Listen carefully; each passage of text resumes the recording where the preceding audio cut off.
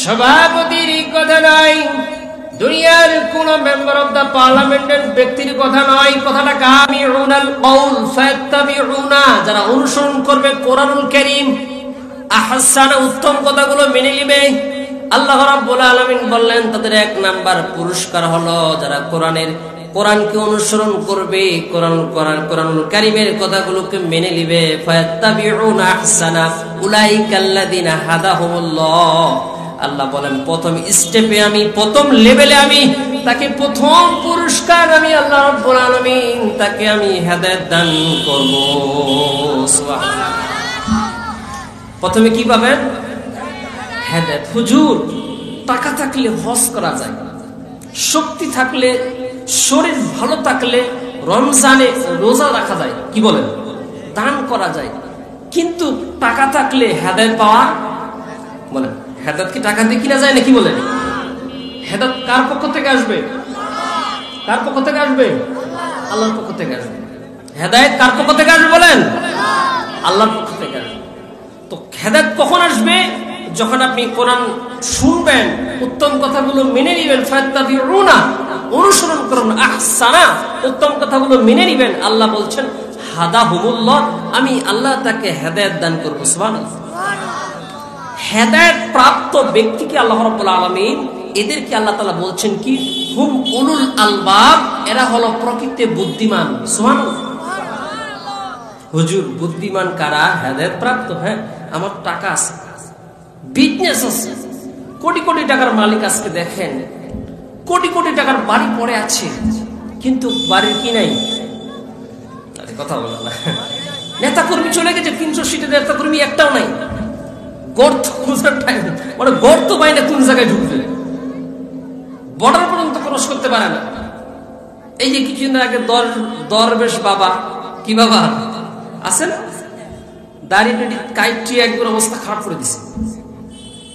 তো আইনমন্ত্রী আনিসুল হক না কি নাম ওনার, হ্যাঁ আনিসুল হক, ওনাকে ধরে নিয়ে যাচ্ছে। তো বলতেছে শুধু আমাকে নিয়ে যাচ্ছেন, ওনাকেও নিয়ে যান। উনি আবার কে? উনি হলেন দরবেশ বাবা। তো দরবেশ বাবার তো দাড়ি আছে, দাড়ি মুড়ি নাই, মানে দাড়ি যে কাটছে ওনাকার চিনতে।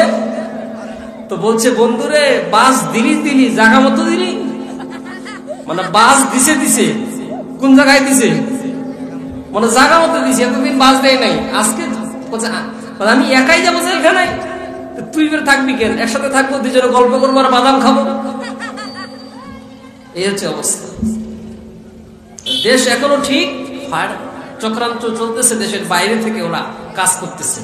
যতক্ষণ পর্যন্ত গণতন্ত্র গঠনতান্ত্রিক ভিত্তিতে দেশে কোন একটা রাষ্ট্র বা পার্লামেন্ট সংসদ যে পর্যন্ত না যাবে, সে পর্যন্ত দেশ 40 টাকার আলু এখন কয় টাকা?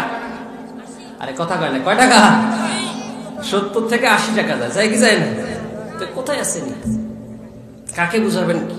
সবাই বুঝে পণ্ডিত হয়ে বসে আছে, বোঝার কোনো কায়দা।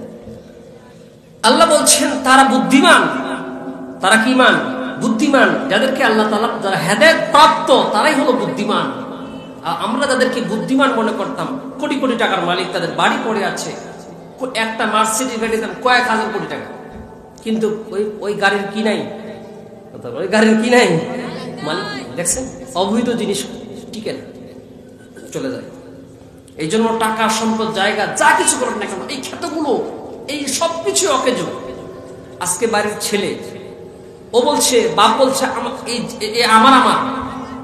ছেলে বলবে কি আমার, ছেলের ছেলেও বলবে কি? আসলে ওদের কারো কি এটা? মূল মালিক কে? একের পর এক কেস হতে থাকবে। এই যে আমরা এই বৈঠকে আসি, কালকে থাকবো না, 100 বছর পর আপনারা এখানে কেউ থাকবেন? কেউ থাকবেন এখানে? কেউ? নতুন হুজুর আসবে, নতুন লোক আসবে, কি বলেন আপনি? তার মানে জায়গায় পড়ে থাকবে, সবকিছুই পড়ে থাকবে কিনা? এই জন্য হেদায়েত আল্লাহ তাআলার কাছে চাই নিতে হয়। নবী করিম সাল্লাল্লাহু আলাইহি সাল্লাম যখন দোয়া করতেন, বলতেন ইয়া মুকাল্লিবাল কুলুব সাব্বিত কলবি আলা দীনিক। হে হৃদয়ের অধিকারী, তুমি আমার হৃদয়টাকে দ্বীনের উপরে অটল রাখো। সুবহানাল্লাহ। দোয়া করতে হয়। আমরা তো দোয়া জানি না, আমাদের মাঝে চর্চা হয় গীবত। এক হুজুর আরেক হুজুরকে দেখতে পারে না, এক মুরব্বী আরেক মুরব্বীকে দেখতে পারে না, কি এরকম আছে? হিংসা, লোভ, লালসা মানুষকে ধ্বংসের পথে নিয়ে যাচ্ছে। দিন যত যাচ্ছে আমাদের মাঝে ফাটল ধরতেছে। 5 ভাই কেউ কথা বলে না, আছে এরকম? আল্লাহ রাব্বুল আলামিন বললেন, বান্দারে কোরআনুল কারীম তুমি হেদায়েতের কিতাব এটাকে মেনে নাও, আর যারা কোরআনুল কারীম হেদায়েত পাবে আমি আল্লাহ রাব্বুল আলামিন বললাম এরা হলো বুদ্ধিমান। আর বুদ্ধিমানরা আল্লাহ রাব্বুল আলামিন বললেন উলাইকা হুমুল মুফলিহুন, যারা বুদ্ধিমান হবে আমি আল্লাহ রাব্বুল আলামিন তাকে জান্নাতে পৌঁছায় দিব।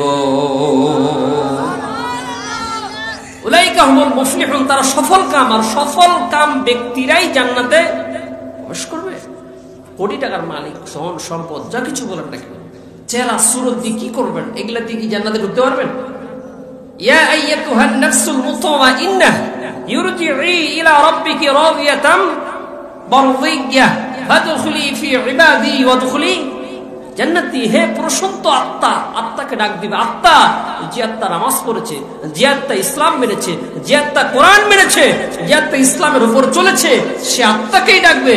যে আত্মা বোতল খেয়েছে, যে আত্মা সুদ খেয়েছে, ট্যাবলেট খেয়েছে, এগুলো আত্মাকে ডাকবে না, কি বলেন?